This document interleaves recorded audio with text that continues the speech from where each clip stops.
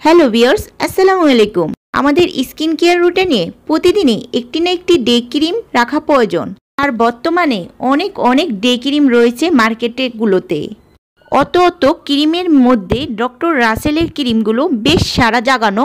তাই তো আজকে আমি রিভিউ নিয়ে আসলাম ডক্টর রাসেলের ভিটামিন সি ডে ক্রিম এবং ডক্টর রাসেলের হোয়াইট স্কিন ডে ক্রিমটির সম্পর্কে।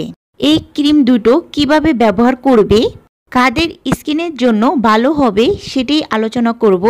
তো ভিডিওটি স্কিপ না করে সম্পূর্ণ ভিডিও দেখতে থাকো। ডক্টর রাসেলের ভিটামিন সি ক্রিম একটি, আরেকটি হচ্ছে হোয়াইট স্কিন ক্রিম। দুটো একই ব্র্যান্ডের, ডক্টর রাসেলের ব্র্যান্ডের। এটা মেড ইন চায়না। আর এই দুটোই হচ্ছে ডে ক্রিম। আর এই দুটো ক্রিমের নেট ওয়েট 50 গ্রাম। ডক্টর রাসেলের ভিটামিন সি যে ক্রিমটি, এটা কিন্তু ডে ক্রিম হলো, এটা রোদে গেলে ব্যবহার করা যাবে না। ভিটামিন সি জাতীয় সিরাম বা লোশন বা অন্য কোনো ক্রিম, এগুলো রোদে ইউজ করা যায় না। এতে করে স্কিনটা কিন্তু আরও বেশি কালো হয়ে যায় এবং স্কিনে যে টানটা সেটাও কিন্তু পড়ে যায়। তো এই ব্যাপারে সাবধান থাকতে হবে। এটার মধ্যে ডে ক্রিম লেখা আছে, কিন্তু যতই লেখা থাকুক না কেন ভিটামিন সি জাতীয় ক্রিম স্কিনে ইউজ করে রোদে যাওয়া যাবে না।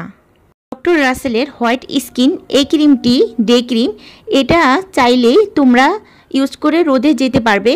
আর এটার মধ্যে লেখা আছে SPF 20, মানে হোয়াইট স্কিন এই ক্রিমটি তোমরা ব্যবহার করতে পারবে এবং রোদ গেলে সমস্যা নাই।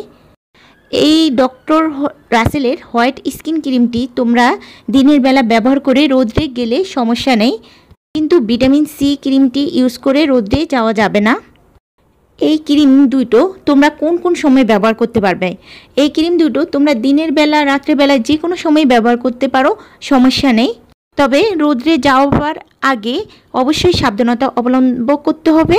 এখন চলো জেনে নিই এই দুটো ক্রিমের মধ্যে কোনটি কোন স্কিনের জন্য পারফেক্ট। ভিটামিন সি এই ক্রিমটি ইউজের সাথে সাথে স্কিনে অ্যাবজর্ব হয়ে যায় এবং এই ক্রিমটি যখন তোমরা স্কিনে ইউজ করবে তখন অয়েলি একটা ভাব চলে আসে। তাই যাদের অতিরিক্ত অয়েলি স্কিন তারা এটা স্কিপ করতে পারো। ড্রাই স্কিনদের জন্য ঠিক আছে। অন্যদিকে হোয়াইট স্কিন ডক্টর রাসেলের যে ডে ক্রিমটি, সেটি স্কিনে ইউজ করলে হোয়াইট একটা সাদা ভাব নিয়ে আসে স্কিনে। কিন্তু যাদের শ্যামলা বা কালো স্কিন, তাদের ত্বকে এই হোয়াইট স্কিন ক্রিমটি ইউজ করলে সাদা হয়ে থাকে এবং স্কিনটা একটু হালকা প্যাকাশে লাগে।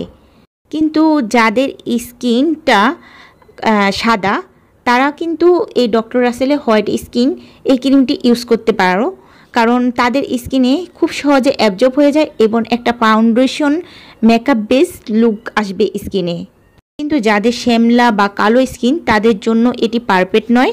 তাদের স্কিনে আলগা একটা সাদা লাগবে।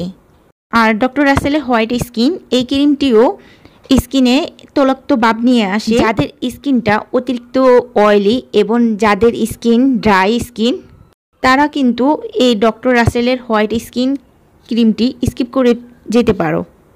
আশা করি তোমরা এই দুটো ক্রিমের তফাৎটা বুঝতে পারছো। সো ভিডিওটি যদি ভালো লাগে অবশ্যই একটি লাইক এবং সাবস্ক্রাইব করে পাশে থাকা বেল আইকন বাটনটি ক্লিক করে রাখবে। আর এই ক্রিম দুটো সম্পর্কে আরও কিছু জানার থাকলে আমাকে কমেন্ট করতে পারো। ধন্যবাদ সবাইকে, ভালো থাকবে।